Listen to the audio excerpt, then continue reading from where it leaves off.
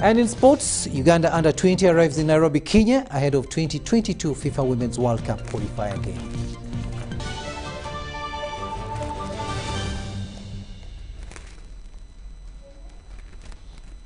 Hello there and welcome once again. We're coming to you live online and on air from Broadcast House here on Nile Avenue. Now, Muslim and Christian clerics have welcomed the reopening of places of worship despite the limitation in numbers. Pastor Jackson Senyonga of Christian Life Church Boise says the church will conduct different sessions, while the Secretary General Uganda Muslim Supreme Council Ramadan Mugalu asked imams to emphasize use of prayer mats by each individual. The places of worship can now open under the following conditions. Number one, limit the number of worshippers at any one time to not more than 200, provided the place of worship can ensure physical distancing of 2 meters on either side. In his address to the nation, President Yoweri Museveni gave a directive of reopening places of worship, restricting them to not more than 200 people. The initiative has been welcomed by religious leaders, saying the opening is timely. People who are coming to congregate in the mosque, they should not be more than 200 as put by the government of Uganda. We know some mosques are small. What is necessary is to maintain social distance within those mosques so that you sanitize or you wash your hands with the soap before entering or accessing the compound. Come to the prayer area with a prayer mat. Pastor Jackson Senyonga of Christian Life Church Waise thanked the president for considering places of worship and reopening them. Should not use this to go against the COVID-19 guidelines. We should not go beyond what has been advised us to observe. And once we stay within the perimeters of the wisdom of our president, I believe Ugandans will continue to be safe, even while we worship. He appealed to religious leaders to celebrate the opportunity with gratefulness and never take anything for granted. The president is willing to open the bars after the vaccination of 5 million people. To me, I saw it as though he will be opening up the churches fully. Because if a drunkard is allowed to go and stagger in the bars, how about we who worshippers, who are worshippers, who understand exactly where we are, how many we are, and the kind of distance we have to keep from each other. So by opening the bars, I believe His Excellency will open the churches fully. So before you complain, be thankful to where we are, and I believe that the light is right there at the end of the tunnel. He further urged religious leaders to encourage Ugandans to go for vaccination. Sudat Kaye, UBC. Thanks, Sudat, for that report there. Now, Uganda is scheduled to stop charging visa fees on all South Sudanese entering the country. Now, First Deputy Prime Minister and Minister for East African Community Affairs, Rebecca Alitwala Kadaga, says the waiver is meant to aid other than obstruct regional trade. Ms. Kadaga was addressing journalists at her office at Kingdom House here in Kampala, where she also called on South Sudan to reciprocate. Henry Okrut has more. In less than 2 months, South Sudanese seeking to access Uganda will no longer be required to pay visa fees. This was disclosed by First Deputy Prime Minister and Minister for East African Community Affairs, Rebecca Kadaga. In February 2018, the Council of Ministers directed that Uganda and South Sudan should both implement free access to the citizens. So Uganda has decided to make the first move. Effective 1st of October this year, the right of free access to Uganda, to citizens of South Sudan, will be implemented. The putting in force of this directive follows a position taken by East African heads of state in 2016. With Uganda ready to implement the directive at the beginning of October 2021, this is what is expected of South Sudan. We have given a window of 1 month, the 31st of October, for the Republic of South Sudan to equally reciprocate and grant free visa entry to the citizens of the Republic of Uganda.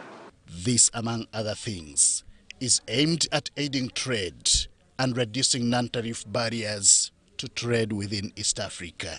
And I can confirm that now the legal roadblocks on that highway have been removed. The areas identified as hotspots, the government of South Sudan has deployed in those areas. They have also implemented the security convoy to escort the traders from Nimule to Juba. Such moves come at a time a windy and bumpy trade environment between Uganda and South Sudan has recently been experienced. Whether waiving visa fees for both traders and other travelers will end any form of tension, only time will tell. Henry Okurut, UBC. Thanks, Henry, for that report there. Now, Minister for Lands, Housing and Urban Development, Judith Nabakoba, has directed the Criminal Investigation Directorate to expeditiously investigate Kampala District Land Board and the Lands Registry in regard to alleged fraudulent transactions. The CIID officials are to look into mismanagement of the contested land between one Hemi Pardemni and Ivan Biaruhanga, located in Kampala Central. Minister Nabakoba was convening a crisis meeting with the Kampala Land Board officials.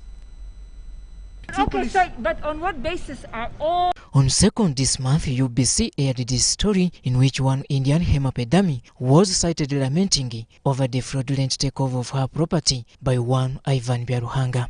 We had even applied to Kampala District Land Board in 2020 for an extension of the lease to get finance from the bank. Located at LRV Folio 23 Plot 2 in Kampala Central, the property is believed to have been owned by Vatbale Bar and Restaurant Limited through a leasehold since 1994. However, with 4 years to the elapse of the leasehold, it is alleged, without notice to the initial leaseholder, the land was given away by the custodians, in this case, Kampala Capital City Authority, through the Kampala District Land Board and the Lands Registry to Ivan Biaruhanga. Who doesn't know the process, what it takes to raise the money? And she gives you such reason, and you just brush it aside. Honorable Ministers, this is not just an isolated incident where you have long-standing leases without any development on the ground. The courts of judicature are in full awareness of the brewing controversies about the land in question, but Ivan Biaruhanga is alleged to be in total defiance of courts of order issues over this piece of land holding Bat Valley Bar and Restaurant. This particular lady prayed court for an interim order.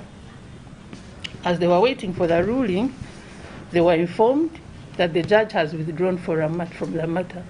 It was very unique, and I was wondering under what circumstances a judge can withdraw from an application. However, following the court contempt by one Biaruhanga, Hema, the purported owner, petitioned the Lands Minister and State House Lands Department for intervention.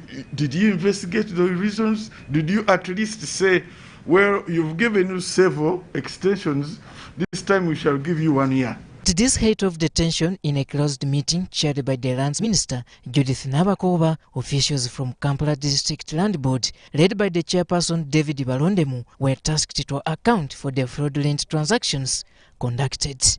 There is a fundamental reason in exercising the powers over the soil that District Land Board shall not automatically enter a lease land. Renewal and extension of leases on initial and full term for all citizens shall be automatic. This is her right. David Balondemu's explanation was not convincing to the probing team. This culminated into further probing on the legality of the process about the controversial lease transfer. What you did, a lease is still running for another 5 years. Then you re-enter, give away some, give the lease to another person.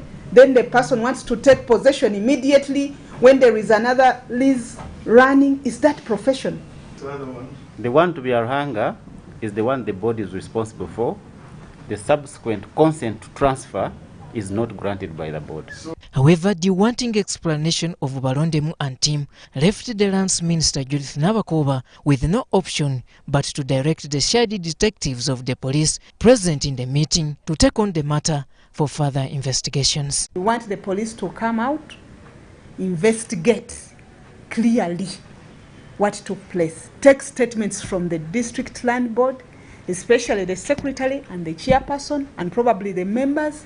We want to know whether the processes were clearly followed, right from the area land committee of Kampala Central Division, then also the different stakeholders who are involved in the management of land belonging to KCCA. We want them to give us their report. She also noted that her office will seek audience from the principal judge over the matter. So I'm writing to the principal judge to ask him to stand over this particular matter, to give us time. We are asking for 30 days to do some mediation and also some administrative work because we want now to investigate the entire process. Robert Onyango, UBC News. Land wrangles continue.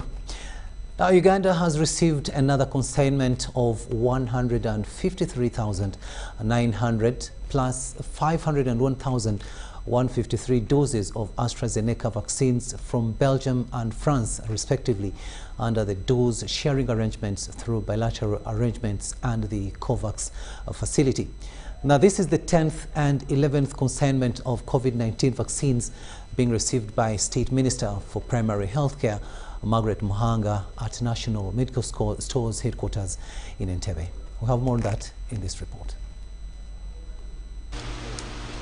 According to Margaret Muhanga, the ministry is planning massive COVID-19 campaigns across the country due on 27th to 8th October. So we want to vaccinate this whole lot of people. The reason is that if we open the primary schools, the children's parents are not vaccinated. Children don't fall too sick from COVID, but they infect their parents and their parents die. The AstraZeneca vaccines received will help cover the second dose clients as a plan to administer newly acquired vaccines to the priority population groups who have not received their first dose or any COVID-19 vaccine. We have people living with comorbidities, 500,000. We have people in the armed forces who interact with others a lot. We have the police and the UPDF. And also we have the health workers and the teachers. Once all these are fully vaccinated, then the rest really can roll out when the whole economy, the entire economy is open. The ambassador of Belgium to Uganda, Rudy, said the 153,900 doses are part of the 344,800 vaccines Belgium donated to Uganda. To donate vaccines, 350,000 at the moment. We're still working on more, but that is not confirmed. But 350,000 for Belgium. France's ambassador to Uganda, Jules Ahmad, said the consignment of 1,153 doses is part of a French donation of 10 million COVID-19 vaccine doses to the African Union. But if we get AstraZeneca in Uganda and we travel to Europe, the response is yes, you can come to France. Let me give you some examples we are working on currently. The donation is in partnership with the COVAX and the African Vaccine Acquisition Trust. To date, Uganda has received a total of 2,153,140 doses of AstraZeneca, 300,000 doses of the Sinovac, 647,080 of Moderna, 1,674,270 doses of Pfizer, and now 655,053 additional doses of AstraZeneca to support the mass COVID-19 vaccination exercise. Sula Kagugube, Helen Barbara, reporting for UBC TV News. Shouting the arm there in as far as the COVID-19 vaccination exercise is concerned. Ministry of Health is in the process of reviewing the Public Health Act and is expected to table it before Cabinet next week. This was revealed by Director General Health Services at the Ministry of Health, Dr. Henry Mwebesa, at the launch of the multi-sectoral 2021 self-assessment and operational plan that's aimed at strengthening public health emergencies. Zahara Bigaba gives us more. I have the pleasure to launch Uganda 2021 multi-sectoral operational plan for God and mankind. The Ministry of Health, together with development partners, have launched the 2021 Operational Plan and 2024 Global Health Security Agenda. The approach ensures healthier population that is better placed to deal with the shocks and stresses that can arise during an outbreak or a pandemic. National health security is a priority for the government of Uganda, and this is becoming even more important given the experience with the COVID-19 pandemic. Therefore, this exercise is very important in adjusting the gaps in our health security so as to prevent and to prepare for public health emergencies.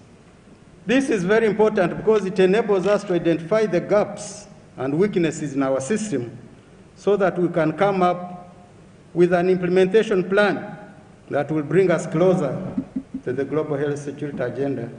The launch was graced by the Second Deputy Prime Minister, General Moses Ali, Director General of Health Services at the Ministry of Health, World Health Organization country representatives, CDC representatives, and other implementing partners. The multi-sectoral consensus meeting is to review and evaluate the country's performance in handling public health emergencies.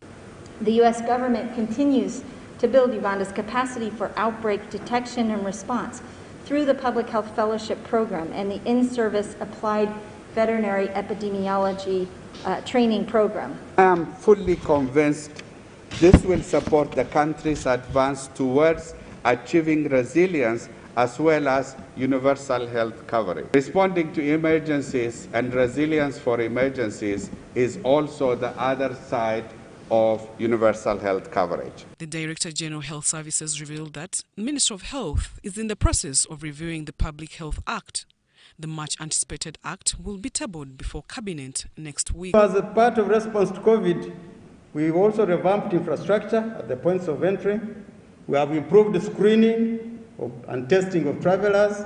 We are even continuing to improve electronic testing and validating of our systems. According to the World Health Organization, each year Africa experiences more than 100 acute public health emergencies, and if not responded to quickly, the emergencies will create a large burden on the fragile health and socio-economic systems. Zahra Abigaba, UBC.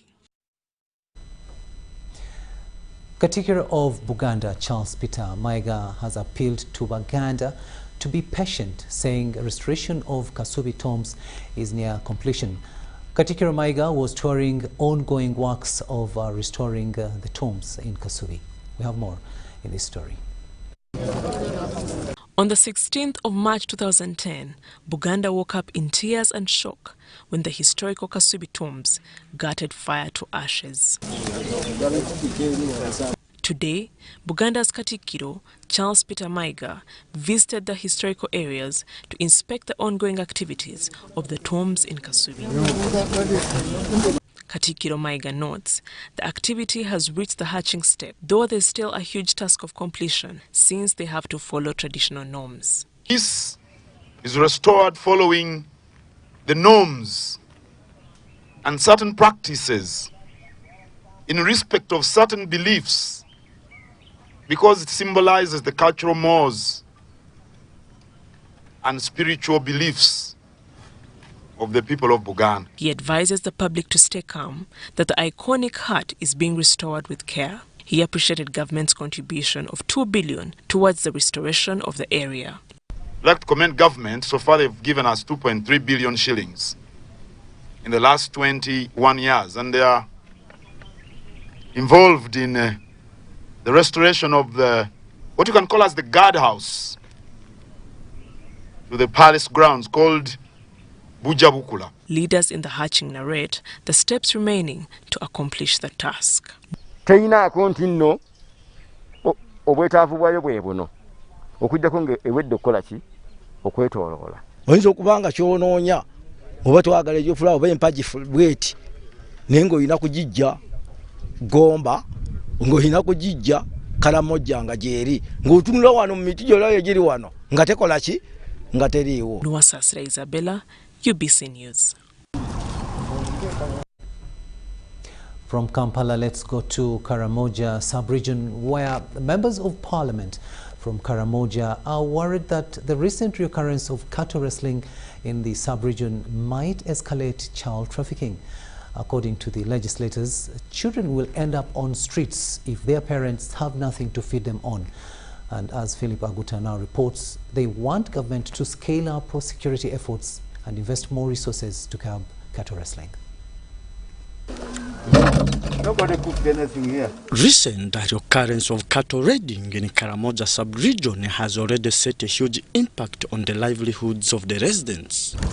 Some homesteads, commonly known as manyatas, have been fled. Many of the Karamojongs live in fear of being killed, and here many of the livestock has been raided by cattle rustlers. You know, shifting the problem to the other people. The members of parliament heading from Karamoja say if this situation persists, children will be the most vulnerable and end up on the streets through child trafficking. Insecurity and child trafficking are inseparable. It is the insecurity that increases the level of vulnerability and allows parents, biological parents of children, to take their children as a gift to other people for safety. They assume that the children are safe elsewhere than at home. So now there is insecurity again, even though we had enjoyed peace for some time. That insecurity is back. If nothing happens in a few weeks' time, then we will see the streets full again with more children. Because even the children that are being repatriated back home, resettled back home, are finding it hot.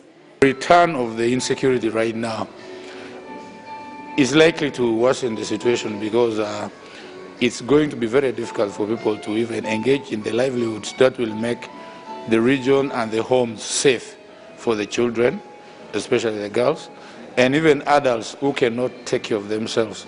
And they will look at the option of getting out of the region as the only viable one because they will be in a state of hopelessness. These concerns were raised during a dialogue on child trafficking in Uganda, where Karamoja is the most affected sub-region. Irresponsible parenting, poverty, weak laws, a failure to prosecute criminals of child trafficking were found to be the factor fueling child trafficking. Even as we show you this evidence, we are asking you as the key stakeholders to do your duty towards these children. We can only support as CSOs. We cannot take the responsibility of government. And that message needs to go across. Leaders in Chisenyi who are not being punished for fueling all these things, but the people who want to punish them, the police investigators, the whistleblowers, do they feel safe? Do people really, because there are two things about trafficking. We can caress the issue and the traffickers watch us make all these dialogues and they smile. Or we can actually come out strong, which means our lives will be at risk. When we come out strong and our lives are at risk, will we have a system, not an individual, a system that protects us? We have a number of people in Uganda who are mothers and fathers, but not parents. They just are littering the country with children, but they are not ready to take care of them. And that's why I love the song of that other woman, Nzebankuza. That means they didn't grow like crops. She didn't grow like a crop. She was nurtured. She was parented. And we have a number of issues why we are failing on the parenting side. The dialogue organized by Tere Demo, a non-government organization, aims at bringing an end to child trafficking in Karamoja, a vice that is eating up the development of the sub-region. The problem of child trafficking is actually multi-pronged. So our approach to it is that we address both the push and the pull factors. So it means that we go to where these children are sourced from, and we try to do preventive work to prevent them from coming. And that is investment into livelihoods programs and investment into parenting programs. Philip Aguta, UBC News in Kampala. From the chairperson of the Gender Committee, who is... Taxi operators from different associations have signed a memorandum of understanding uniting all taxi associations for the improvement of their welfare. The occasion was held at Kampala Resident City Commissioner offices and was graced by traffic and security officers. They are now under one umbrella organization, Uganda Taxi Operators Federation, UTOFE.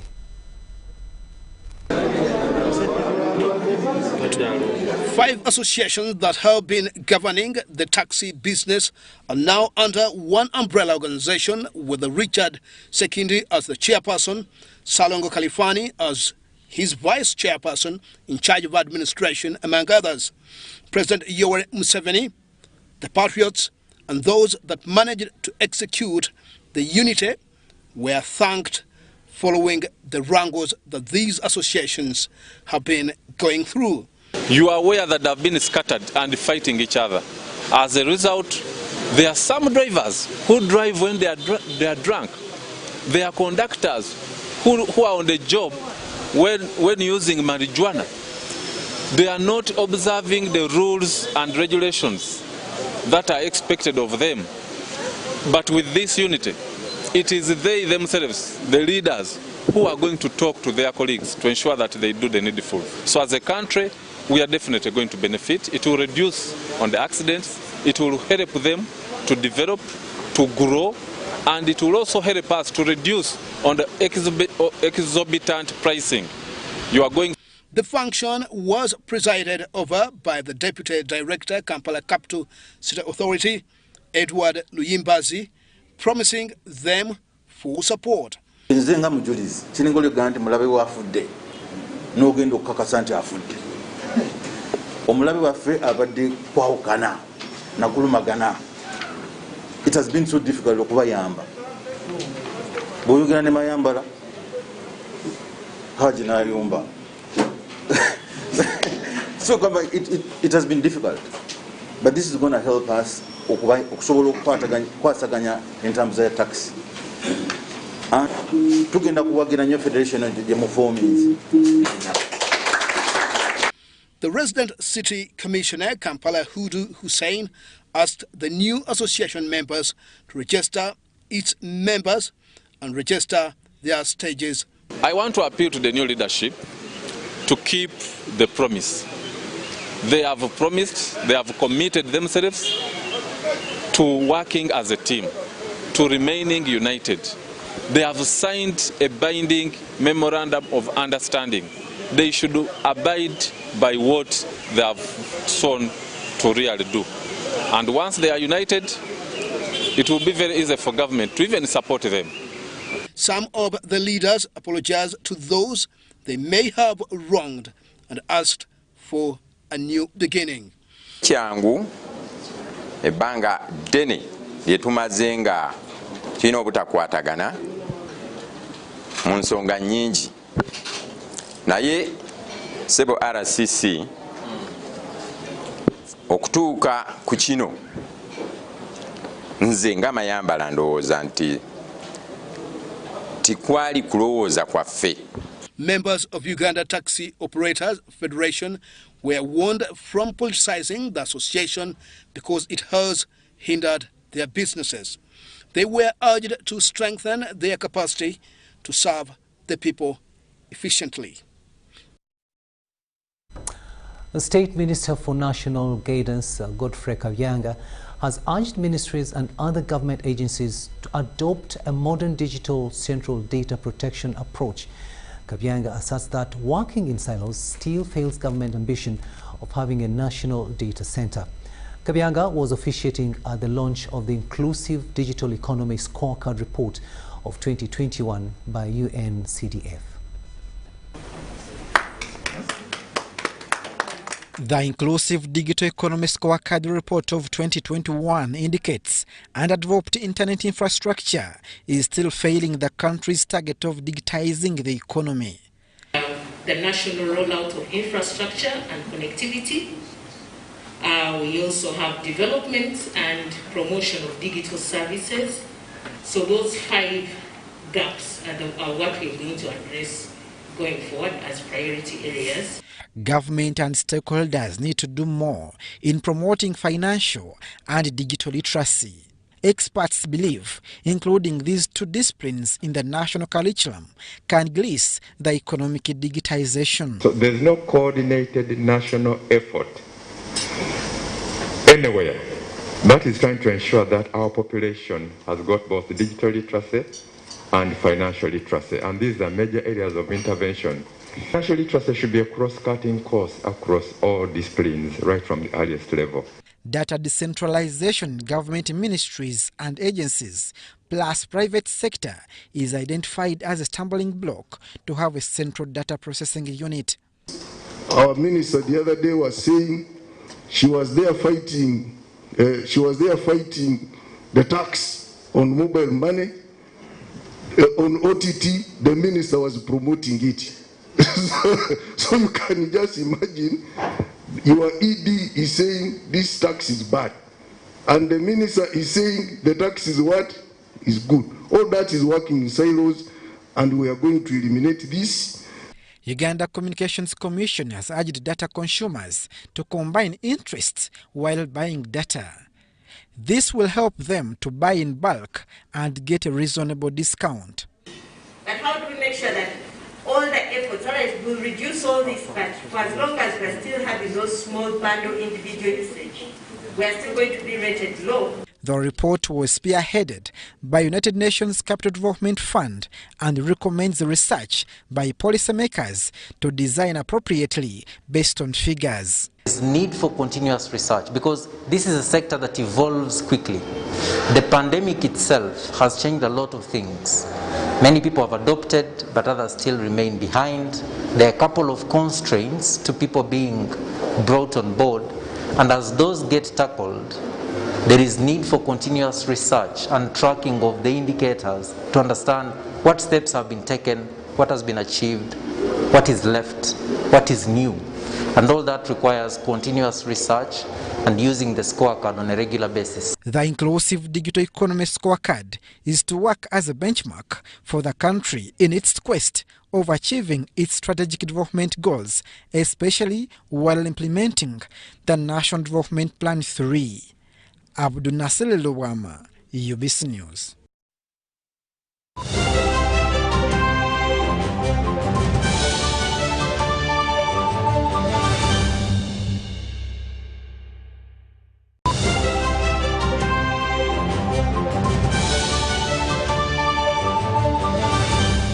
Today in history.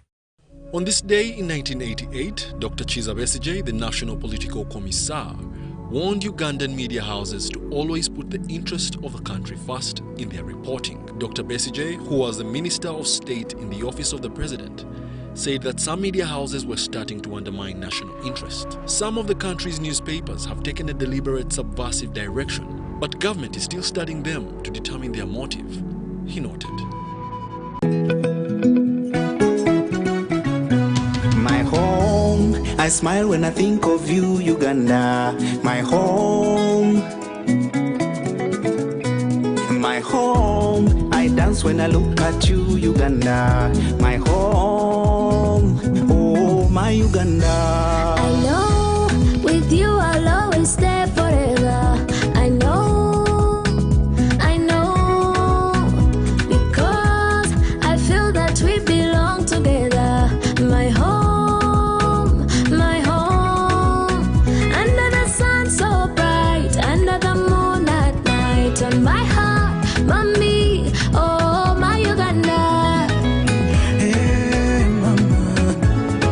At MTN, we look forward to starting another exciting journey together to grow our home, Uganda.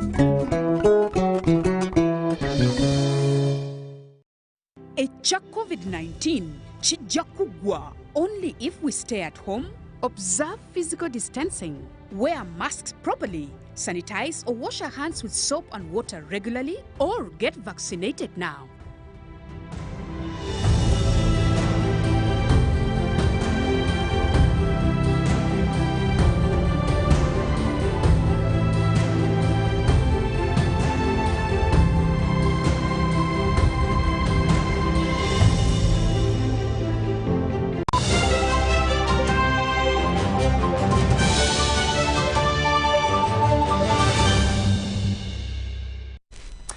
Welcome back from that break, and this is News Tonight here on UBC TV. Now, the chairman, Uganda National Oil Company, Dr. Emmanuel Katongole, has urged insurance companies to mobilize capital funds for startups to enhance business continuity amidst the COVID-19 pandemic. Dr. Katongole, who was speaking at the 4th annual John Semana Kizito Memorial Lecture organized by the Insurance Training College of Uganda via online, said entrepreneurs cannot sit back until President Museveni opens up the entire economy, but rather find innovative ways of making businesses resilient.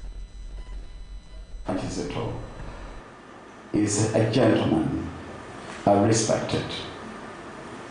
His man I considered to be my father. The last 1.5 years have been very bad years because of the pandemic, but we cannot sit down and relax and say, oh, until the president opens the country. The praises that will survive will have to be resilient. They will have to survive, be the fittest to survive. And the insurance industry plays a very important role in this. Is to partner with us. We have realized that many people do not appreciate, do not understand what insurance has to offer for them. We have seen companies struggle to get finances, working capital. Insurance can offer that. We have seen companies getting out of business. And one of those things that come out from Mr. Katongole's keynote speech, he has not been able to do this alone, but with partners. To Masaka now, where police in Masaka and Lwengo districts have intensified operations on arrests of people suspected of stealing motorcycles and killing border cyclists. The operation comes after 5 border cyclists were killed and their motorcycles stolen at Ndegea village in Katwe Butego division.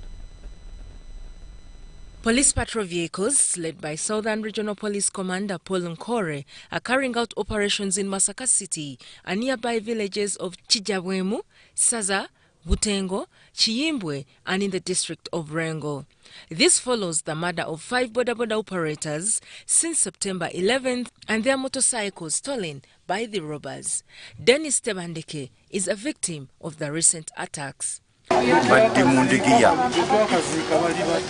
ne wajja waggulu mulagato Ssaalongo Dennis bamukubye ennyondo ne piki bagitutte naye ati tudda wanandagirirawo wamukubidde era ne ntuuko nga manyi obulungi netusanza osibwa okusaza n'asooka n'atugoba ombuzi tutwala mu osi. Police have managed to arrest 7 men who were found with stolen motorcycles and also suspected to have killed Haizafa Muwada from Chabakuza stage and Joseph Mukasa from Chijabwembi stage, whose bodies were found dumped in a shrub near Buunga Trading Center in Buunga sub-county.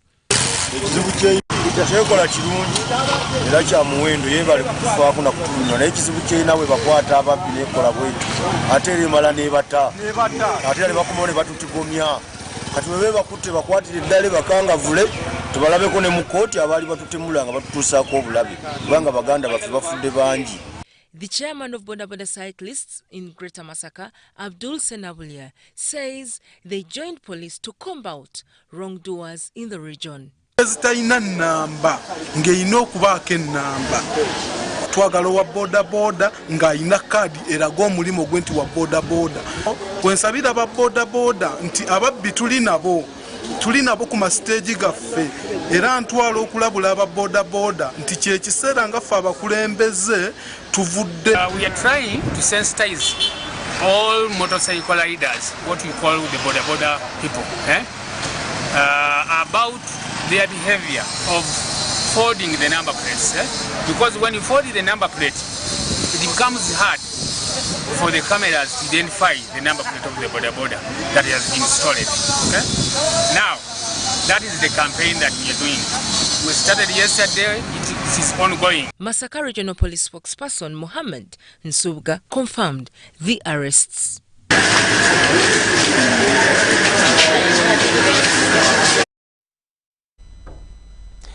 Kisoro now, where Kisoro District Local Government has secured land for construction of a livelihood intervention and health facilities.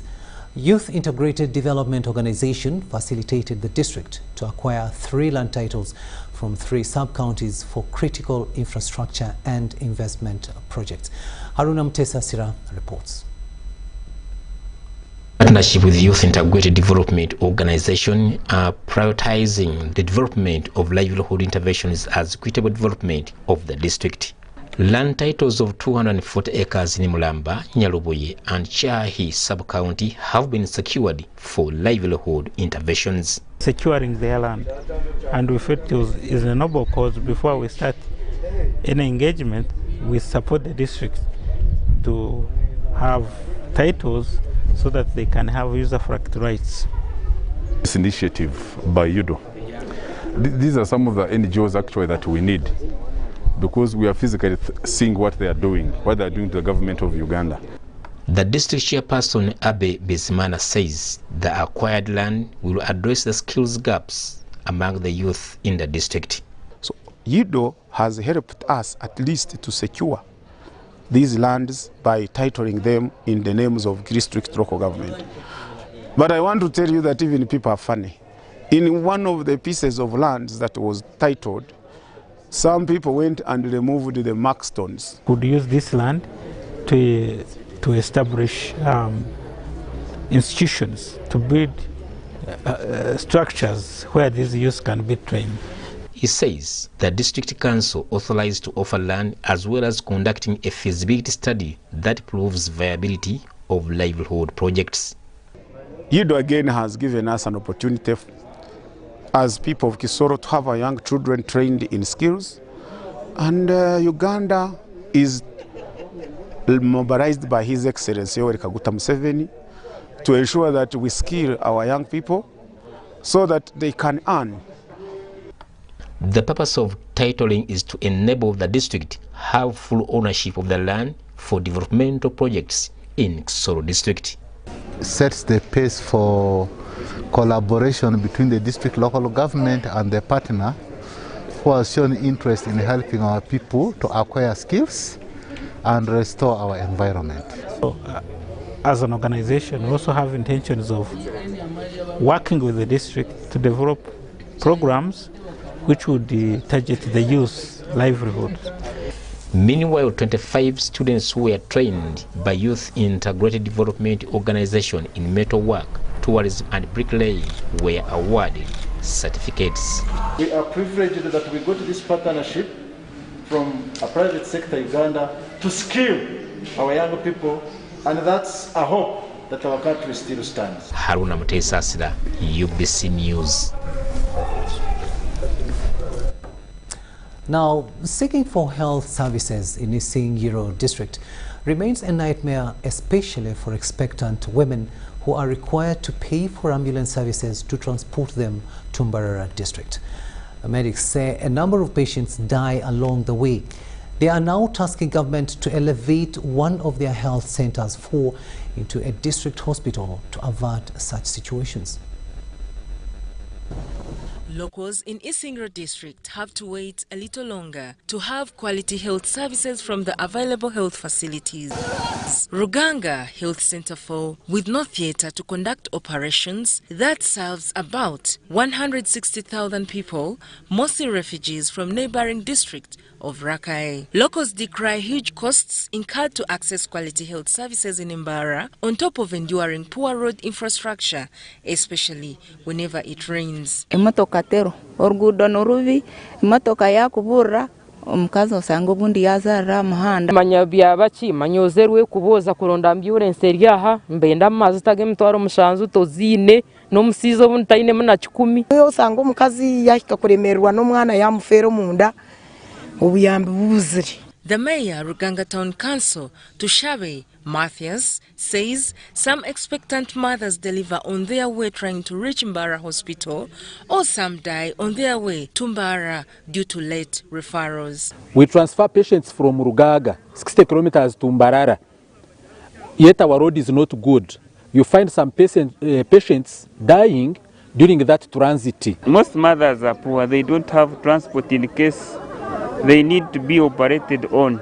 Isingro district, which has an estimated population of over 500,000 people, has got only 4 health center falls, including Kabuyanda, Ruganga, Rekubo, and Nyamuyanja, but these face similar challenges. We need a standby generator for Nyamuyanja because when you are operating and the power goes off, we have few specialists working on those complicated diseases, especially when it comes to operations and the surgeons. Bulamu Healthcare International has donated a fully operational theatre to Ruganga Health Center for worth $5,000. We shall bring a team of surgeons and other theatre staff to operate those patients. The organization has also equipped the facility with medicine supplies, midwives, enrolled nurses, and THETCO officers, among others. And they will be treating patients together with the host staff. They will also be referring patients. Those that can't be worked on by the facility, they will be referred. And depending on the poverty analysis of the patient, once in a while they will be supporting in the referral expenses. Residents now want government to elevate one of their health center falls into a district hospital. Akina Mama wa Africa, an organization fighting gender-based violence, wants the Convention 190 law ratified by legislators to regulate gender-based violence. The State Minister for Gender, Labour and Social Development, Peace Mutuzo, seconds the move, for it shall help government to close the gap that has increased even more during the pandemic.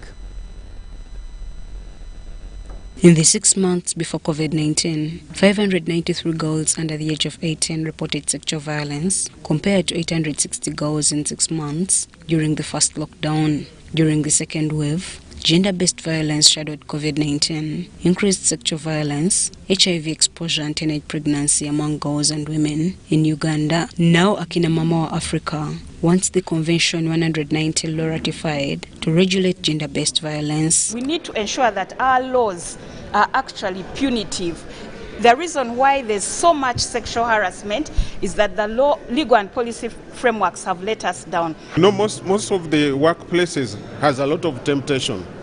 Young women, young men face a lot of sexual harassment. Musime says it's going to expand the definition of sexual harassment in the world of work. Start by announcing that there was not going to be any tolerance for sexual harassment. We want awareness created on sexual harassment in the world of work. Let everyone know what is wrong, what is unwanted. Let's not use the excuse that these are normal relations. People are harassed when they are looking for promotions. They are harassed for placement. They are harassed to be put on trips or workshops and so many other things, not to be transferred. What happens is people, when they are abused and that, they have nowhere to run to. So many cases go unanswered.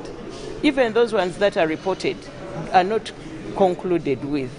So we request government as much as possible to come in and make sure this convention is ratified, and we make enabling laws to fight the vice of violence and harassment. Thank you. Mutuzo says there is more need to empower women, girls and boys in parenting to help achieve the goal of ending gender-based violence. And we have passed many laws that remain shelved and implemented because of attitude. Parents, especially those who work with government institutions, big companies, literally find time to share with their children. We need to have time and to talk about everything except none. Talk about it to save another person's child. Talk about it to save a child or a person who has been able to grow without parents at all, and they are there. Akina Mama Africa organization think if legal and policy frameworks are invented in every workplace, gender-based violence shall be kicked out. Shaidat Nasaku, UBC News.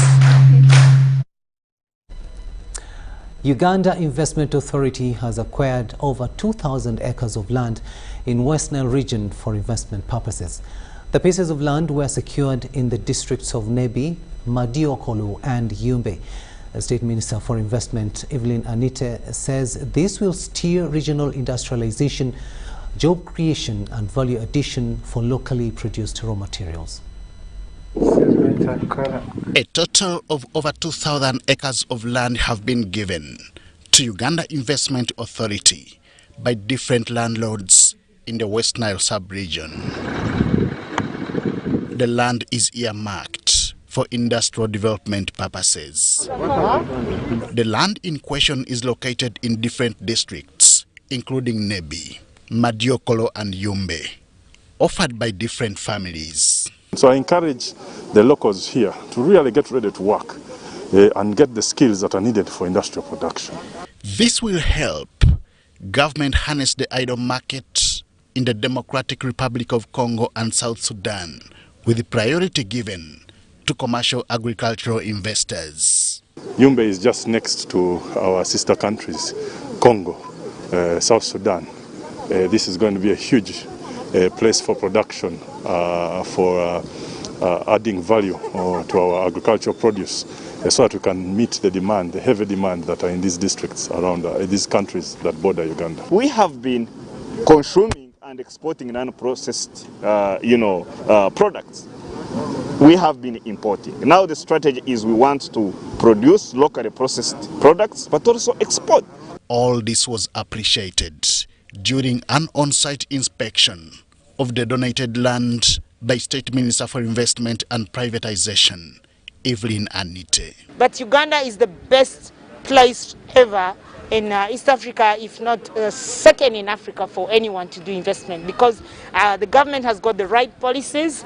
We have both non-tax incentives and tax incentives. There's nowhere in Africa that the investor can get land without free land. It is only in Uganda. Anita is also currently employing over 100 people at her factory in Koboko, a clear indication of a growing economy in the region. So if many Ugandans are able to go into this manufacturing, there are value addition in our raw materials. For us, we know that we'll be able to achieve the Build Uganda, Buy Uganda policy. If this is anything to go by, a recent cabinet resolution to have at least 25 industrial parks in Uganda by 2025 will come to pass.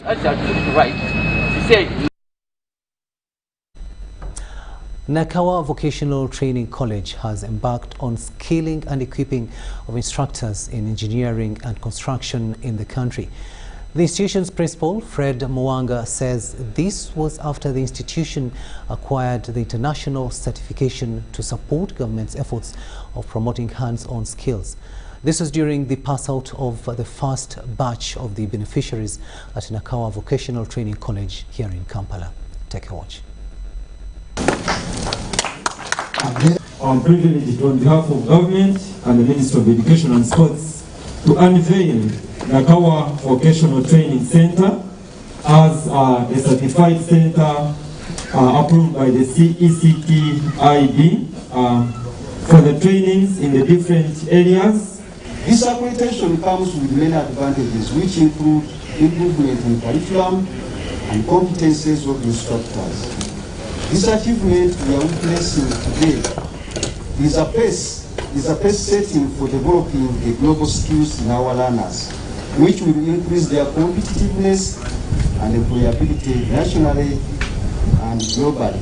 As a college, we feel that this is our starting point. We are setting the pace for making sure that our learners that go through these programs, even those people who are working in industries, can access these modules so that they get those global skills which are needed, that will make them competitive, that will make them employable, not only nationally, but also globally.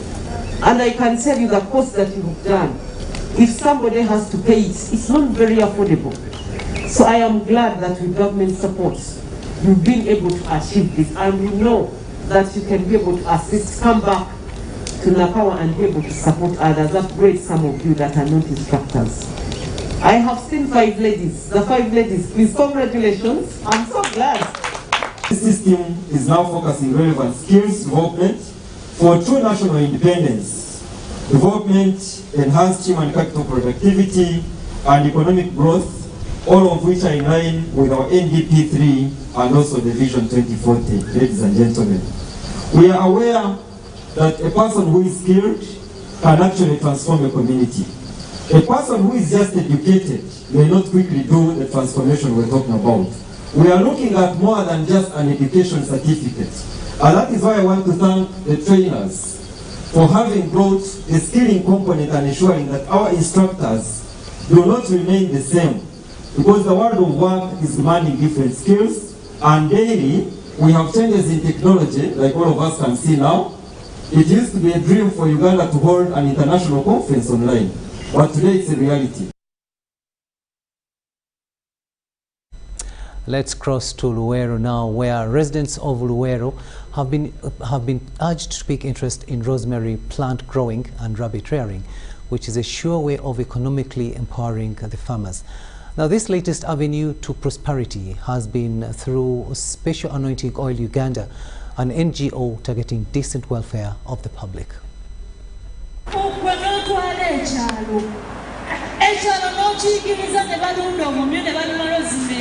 An opportunity to prosper the public financially and economically through rosemary plant growing and rabbit rearing has benefited several Luwero residents. This was during an awareness seminar held at Bukenya Foundation Motel in Kasana Town, Luwero district. For the rabbit, we inform you that the rabbit, first and foremost, when it gives birth in the morning, in the evening it has already conceived. So it is, and when it gives birth, it produces over 8 and above kittens. So meaning, in the shortest period of time, we believe we should, if you start with only 3 female rabbits, in a year, you will have over 1,500 rabbits. Rosemary akolebwamu awonya endwadde 12 okuva ku nviiri paka ku kaala akanaswi. The project is engineered by Special Anointing Oil Uganda, which is intent on improving livelihoods through community investment model that in the long run reduces, among others, capital flight. So katuze okwegattira wamu tukole ekintu kino tubazimbire factory nga yammwe abaana mwafune emirimu tukole ekifuluso tukole eddagala ly'amannyo tukole ebinzaali tubitwale mu disitulikiti endala tubitwale e Kenya akasente kajje abagaseeko omutindo bafune abalina omuddo ogwo nagwo bakole ki ensi bwetyo bwetambula. Such awareness workshops by Special Anointing Oil Uganda will spread countrywide, especially in rural areas where the public is in dire need of education.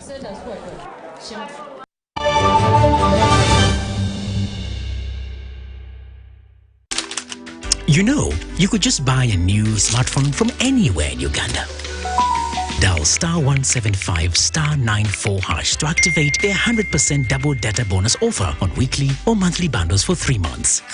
Better yet, you automatically receive free 1 GB valid for 30 days. You are hooked already, aren't you?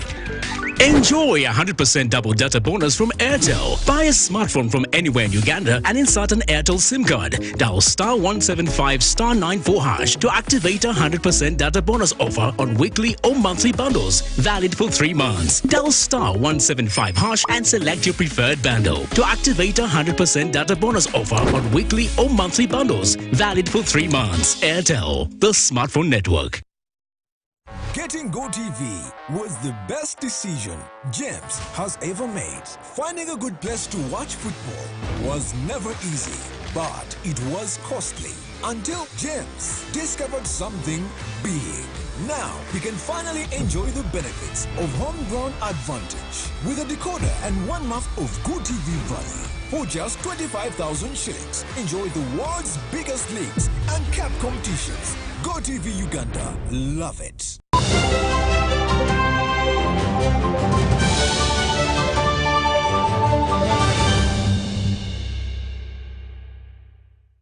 Brought to you by Transact 5 times or more using Center Mobile, Center Visa, and Center Agent to stand a chance to win. The more you transact, the higher your chances of winning. So, participate in the 545 jackpot and win millions in daily and weekly prizes. The 545 jackpot is brought to you by Centenary Bank, our bank.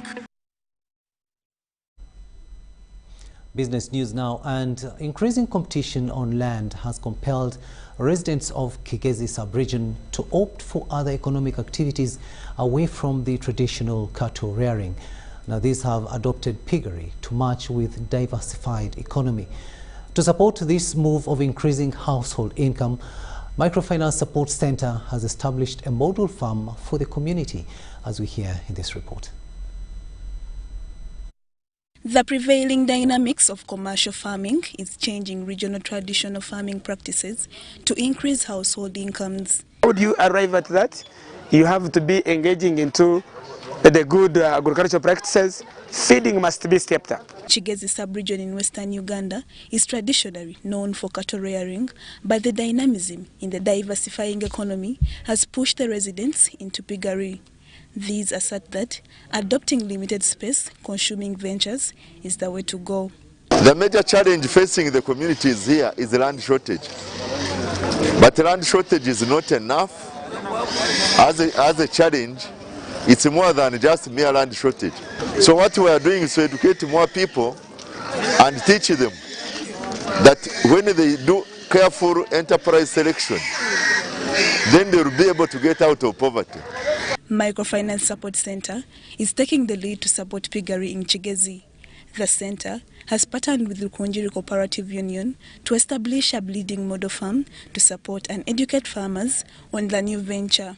We are now diversifying. We want to support our people with the practical skills and practical items.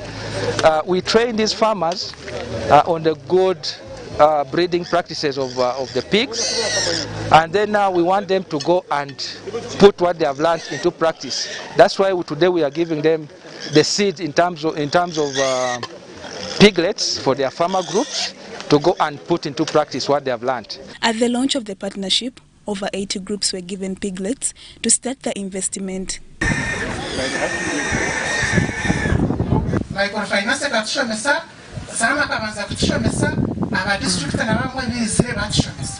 Muleke tugende tukunde amatungo agabaratwe kandi tongere na namani.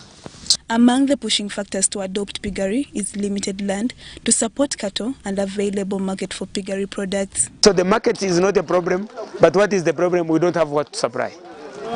So the market is available. We are not looking at this local area. And why concentrate on pigs is that we have no land. The biggest one is an acre. How do you implement this direct? A cow, one direct cow needs an acre when you are not planting, when you are not leaving it on a free range. If you are putting it on a free range, you need averagely 3 acres. But our people here don't have all those acres here. Microfinance Support Center, from its inception, it is mandated to provide cheap loans to small businesses. However, the center has it found paramount to engage directly in household economic activities. Lydia Chomkama, UBC News. Tea farmers in Kyamuhunga, Mushenyi district are imploring government to support Swazi Highland Tea Factory with a second line of production. These to farmers will enable them gain financially while also boosting the country's output of a product whose demand is high. This is Swazi Highland Tea Factory in Kyamuhunga, Mushenyi district. It was officially opened by President Yoweri Museveni in 2018, purposely to enable production of tea in an area renowned for its producing capacity. On a daily, the factory receives more than 500 outgrowers whose produce, because of limited production lines, isn't processed.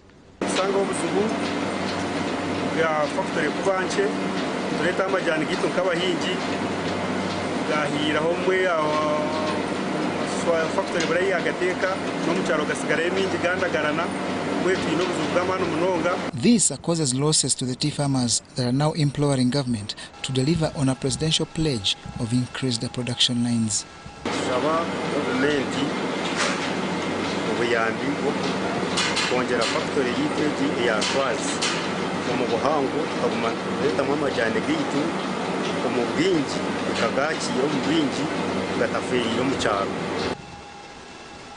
Swazi Highland Tea Factory produces 25 tons of tea every month, but has capacity to increase that to much bigger tonnage if supported with another line of production. When that change was raised in 2018, the President in his address to the people who are Canadian to welcome him assured them that that's at the company that he will get for us the second line of production. Karibu to plug the daily basis. That's why I would like to request the President, whoever is in charge, to fulfill his pledge to give us a second line of production. That will increase farmers' incomes, and I'm very sure we will get in this region.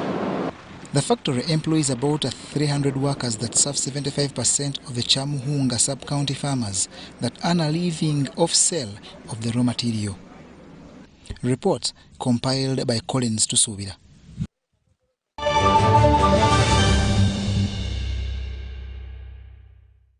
Brought to you by Transact 5 times or more using Center Mobile, Center Visa, and Center Agent to stand a chance to win. The more you transact, the higher your chances of winning. So, participate in the 545 jackpot and win millions in daily and weekly prizes. The 545 jackpot is brought to you by Centenary Bank, our bank. Let's have a look now at what's happening in the world of sport. And Uganda under-20 women's national team has arrived in Kenya ahead of the 2022 FIFA Women's World Cup qualifier game, with a game slated for this Saturday at Nyayo National Stadium. Head coach Ayub noted that the final squad has got the required ability to register good results before the return leg in Kampala 2 weeks later. The team that travelled is comprised of 2 custodians, 6 defenders, 7 midfielders and 5 forwards who will be charged with the responsibility of finding goals for the team. The team played 3 practice games against Crested Cranes while in camp at Fufa Technical Center at Injeru, but managed to come up with only 1 win. Some of their players as individuals but not as a team. We are ready. I'm saying as Team Uganda, we are ready to win the game on Saturday. And that was sports news. Now, before I leave you, let's have what is likely to happen in tomorrow's weather prospects with Molen Kenyana. very good evening to you and welcome to this session of the weather report. My name is Molin Kenyana. Well, we did start off today with quite clear skies. We were dealing mostly with intervals of sunny and cloudy conditions in the morning, but by afternoon we saw most areas develop into rainy conditions. And also for last night, according to the available report, we did have moderate rains across eastern Uganda. Zoroti was reporting 6.5 millimeters. We did have 4.5 for Bududa, and Gulu was reporting 1.2 millimeters. Now, according to our satellite analysis, we're saying that we still have those moist southeasterly winds. Those are coming in from the Indian Ocean towards the country, and also those are being enhanced by the local effect of the lake, as well as part of the rain belt that is still aligned close to western Uganda. That is bringing us rains, especially across this area, and also for northern Uganda. And from this, we can anticipate that tomorrow in the morning we're likely to start off with rainy conditions. Those will be across the Lake Victoria Basin as well as the central parts of northern Uganda. But the rest of the country, you can expect to start off the day with a mix of clouds and sunshine. Now later, as the day progresses, we will see more rains developing across the Lake Victoria Basin, extending all the way up to central as well as the western stretch. But for the Karamoja region, northern Uganda as well as eastern Uganda, you can expect to maintain sunny intervals. Now looking at our daytime highs, we're forecasting a maximum of 27 that will be across Kampala. Northern Uganda temperatures will rise up to 28. We do have a cool day for Kabale Highlands. We're forecasting temperatures to go up to 22 degrees centigrade. Taking a look at some of the world cities we have for you, we're forecasting sunny intervals that will be across Nairobi with temperatures going up to 25. We have rainy conditions for New York, and a sunny day is forecast across London as well as Dubai. Still high temperatures for Dubai. We're looking at a maximum of 37 degrees centigrade. And that brings it to the end of this weather report. Thank you very much for joining us. My name is Molin Kenyana, wishing you a good night. The weather forecast for tomorrow. Thanks so much, Molin, for the update. And that brings us to the end of this bulletin. Thank you so much for having kept us company. My name is Rukidi Edward Kijanangoma. I wish you a blessed night.